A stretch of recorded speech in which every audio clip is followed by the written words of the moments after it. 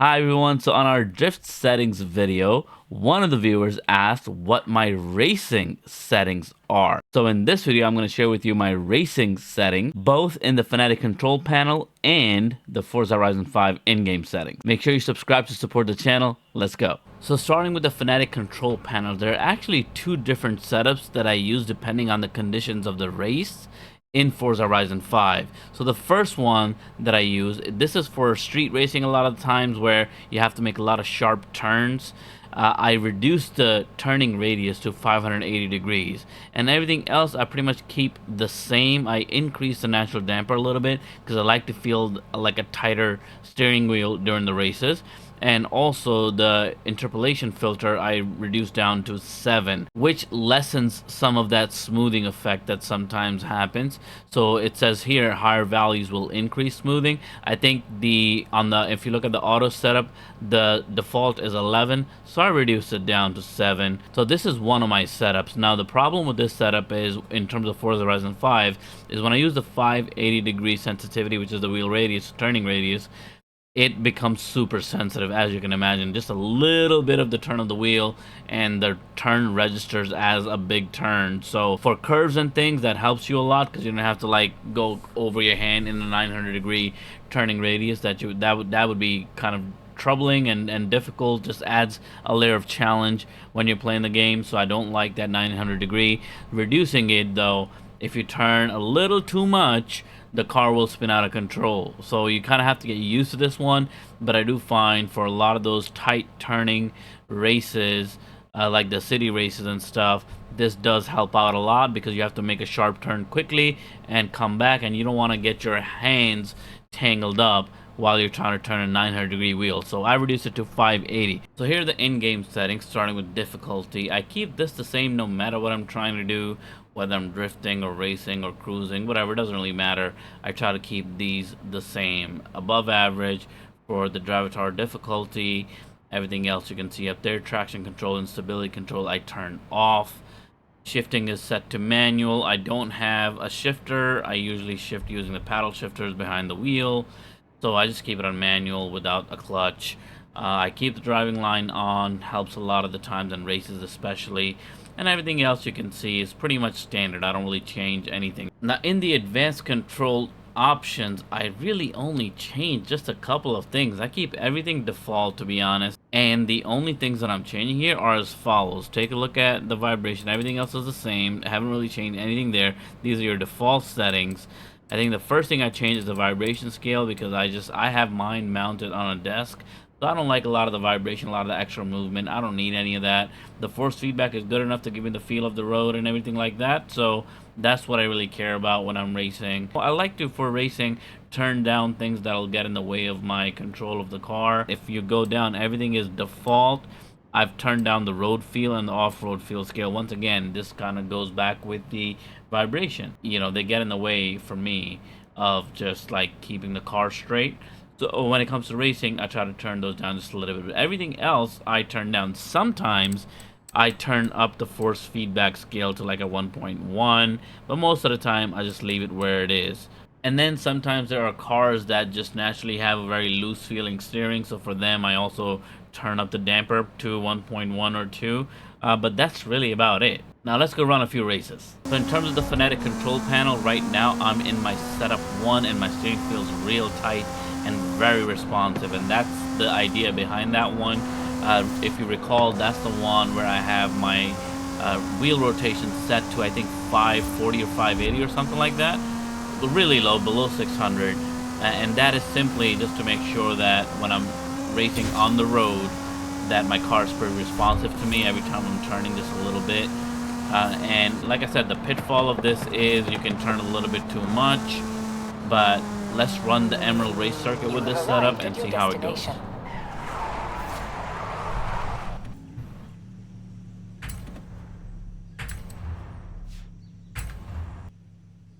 We're gonna race in this AMG CLK GTR.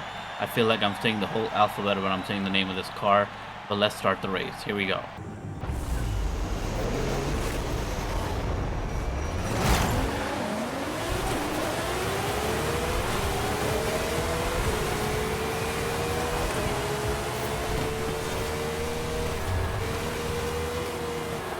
I like to race this race because it's a short circuit, short track, and it's got a lot of bends. It really tests the handling a bit, and I think your driving skill. I've lost many races here, and I've won many. I've never raced this in this car, though. I think I have to be very careful with my steering, because if I oversteer easily in this current setup, I'm gonna spin out of control.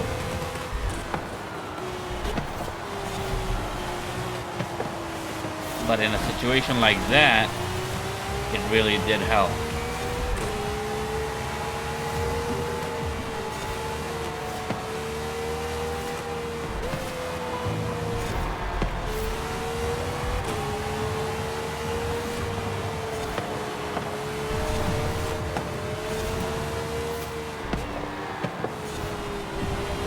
Yeah, the car turns a lot. I'm getting a lot of force feedback in this setup, but I don't have to turn the steering wheel much, which kind of sets up for like an intense feeling, because you're always on edge.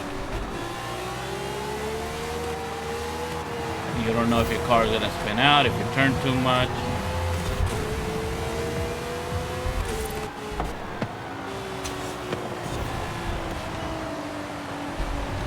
And you better keep your foot on that brake pedal.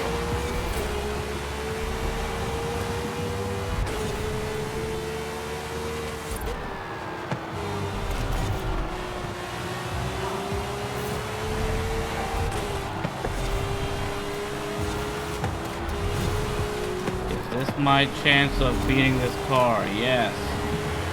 In first place, finally.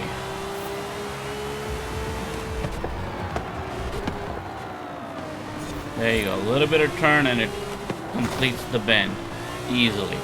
Obviously it depends on the handling of the car too. This car has like a 9.2 handling also, so keep that in mind. This car has very good handling, so it's not just like, I'm not trying to act like it's my skill alone. So there you have it. That was Fanatec control panel setup number 1, where I had, I think, 580-degree steering rotation. So that's what it felt like. It felt very intense. It felt like I had to really be on it, because any little turn can really spin out the car. But the good side was that I made those bends pretty easily. Like, I didn't have to do a whole lot of work trying to turn all the way back, and this and that. Now let's run the race in this Porsche GT2 RS, and for this one we're gonna turn our setup to setup number 3. Same race, here we go. And also the Forza in-game settings are the same as the last race. Didn't really change much there. Okay, 900 degrees feels pretty good. Responsive, tight, but I do have to clearly turn a lot more. Drivatars are driving me crazy right now. And this car, compared to the Mercedes that we were driving earlier, is pretty much the same in terms of specs. Not a lot of difference. It also has 9.2 handling. The acceleration is like a max 10. Oh, this guy drove me in something.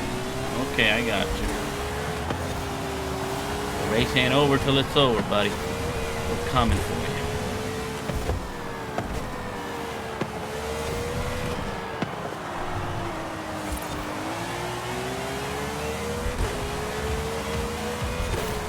But yeah, I do have to turn a lot more for this one.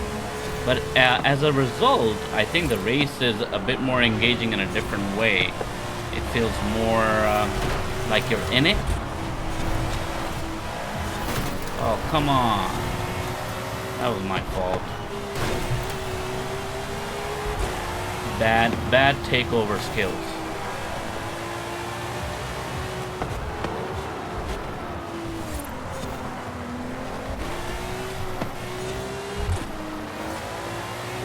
Yeah, I have to turn a lot more, and I feel like I have to bring back the steering myself more than the auto centering is doing. Like, it's not bringing it back quickly enough for me. I have to do the work, I feel like. And I know you can change that setting a lot, but I left it at standard. I usually leave it at standard because I don't want to have that control. Because sometimes with the auto wheel centering, the force feedback is so strong, it just like rips your hand apart, I feel like.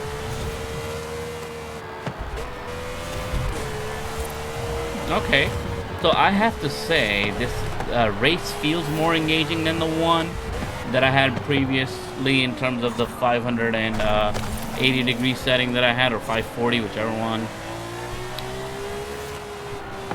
It's definitely a bit more fun, and it feels safer to kind of turn the wheel.